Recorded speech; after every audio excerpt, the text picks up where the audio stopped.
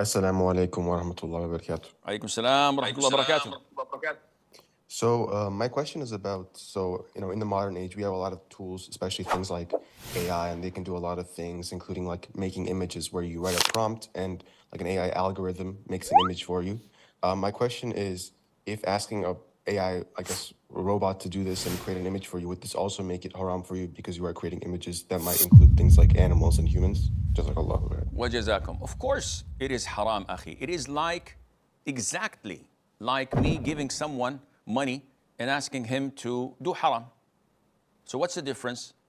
Artificial intelligence is a program or whatever that creates whatever I ask it to do. Maybe I did not put all the data and the information in it myself, but it's there. So if I say, okay, if I press this button, it's gonna play me a song. I didn't play the song, it's the button. Or if I say, hey Siri, okay, let me stop this because my iPhone would probably respond. If I said, Alexa, do this or do that, who gave the instruction? Who gave the order? Me. So whatever is gonna play, whether Quran or music, whatever the AI is gonna do for you, a nice calligraphy of Arabic, beautiful words and poetry, or an image of a person, a living person, I am the one who gave the instructions, so I'm the one who's gonna be sinful for that, as if I drew it myself with my own hands.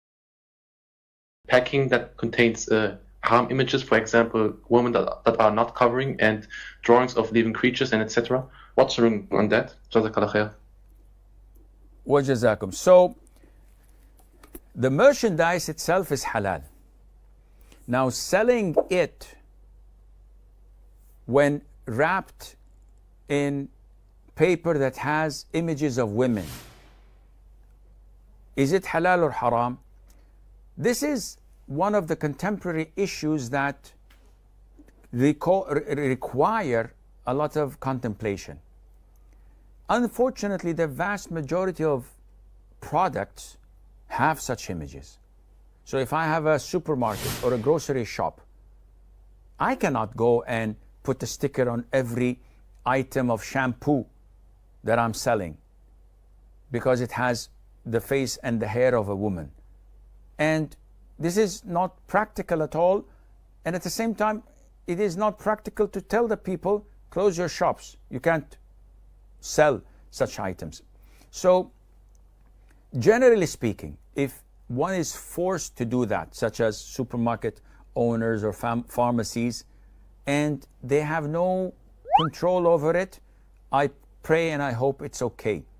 But if you are the importer, the one who's importing it, and you have a selection of different items that you can import, and you can require or demand not to have such images, I believe, and this is my own opinion, don't sue me for that, I believe that there is nothing more worthy of as-salama, and to be far away from anything that is dubious. You're the importer, you're the merchant who can put an end to that. So Abdul Alim is saying, what is the ruling on drawing animals that have no eyes on a piece of paper?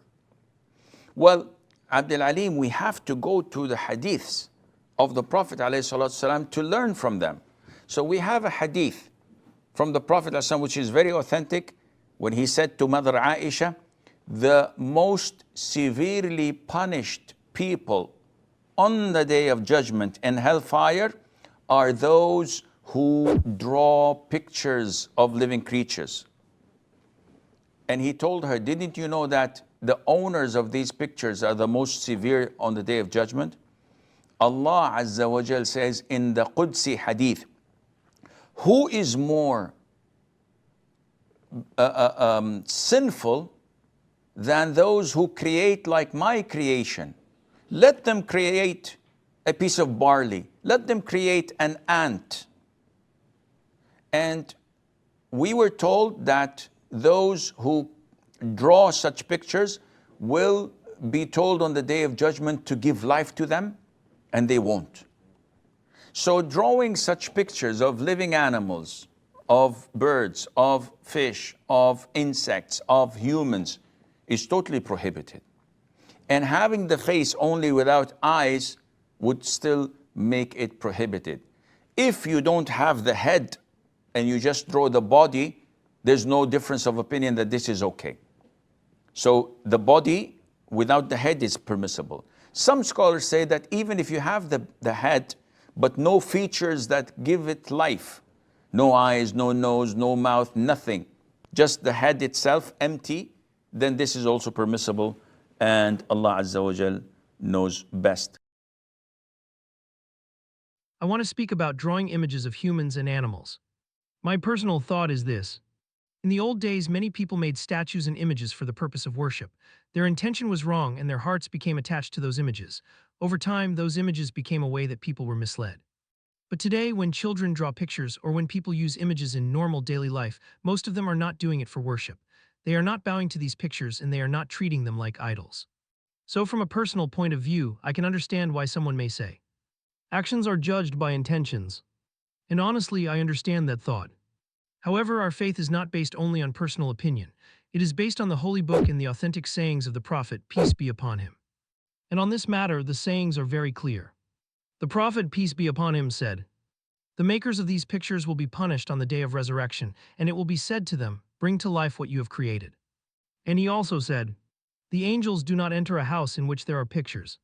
So even if someone says, my intention is not worship, we still have to submit to the clear words of the Prophet, peace be upon him.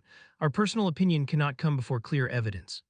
Yes, actions are judged by intentions, that is true, but intention alone does not make something allowed when there is already a clear text against it. So my personal reflection may be that ancient image making was strongly connected to worship, while today many images are not made for that purpose. But in the end, my own thinking does not overrule the clear saying, and since the great majority of scholars agree on this issue, I cannot say it is allowed. About photographs. So photography is an issue of dispute among scholars. A lot of the scholars consider photography to be prohibited and to be considered as tasweer. And tasweer is image making. So the Prophet said, alayhi salatu wasalam, that the most severely punished people on the day of judgment in hellfire are those who draw or who take image and make images, whether through sculpturing or through drawing. And this is what caused a lot of the scholars to consider shooting and clicking photographs to have the same ruling, because in Arabic it's called tasweer, and it's the same concept, which is image making or taking. Some scholars begged to differ, and I'm inclined to that opinion, because when you take a photograph, there is no human intervention. The picture you see on your TV screen is a reflection of light. It's the same that I see when I talk to a mirror or when I see my reflection on a pond of water. So this is not something that I created. This is the creation of Allah Azza wa Jal.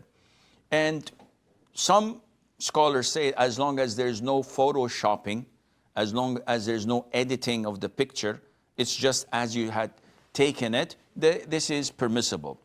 So Labib's question is, okay, if we say that's permissible, why is it prohibited to hang on the walls?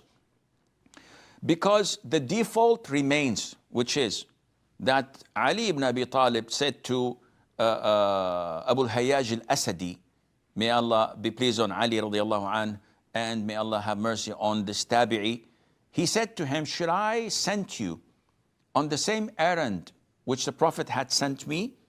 He sent me not to leave a picture without, how do we say it, misfiguring it, changing its features so it's not a picture anymore.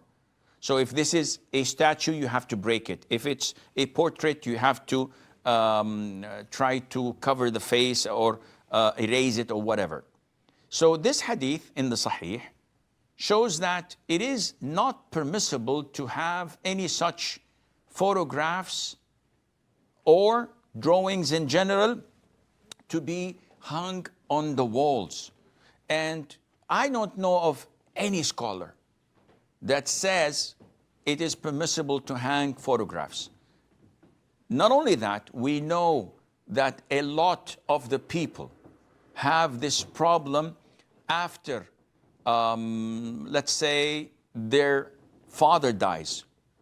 And we see this in the public, in communities, and also in soap operas and in movies, where you find that there's the portrait of the deceased with black clothing around it, and the widow comes and says and talks to him. I wish you come and see what your children, what your kids have done to me. We have problems, we have financial, and she's talking to the dead through the picture. So definitely hanging photographs or pictures of live creatures or animals or human beings is totally prohibited. But to have pictures of landscape, of mountains, of rivers, of trees, etc., there is nothing wrong in that, inshallah.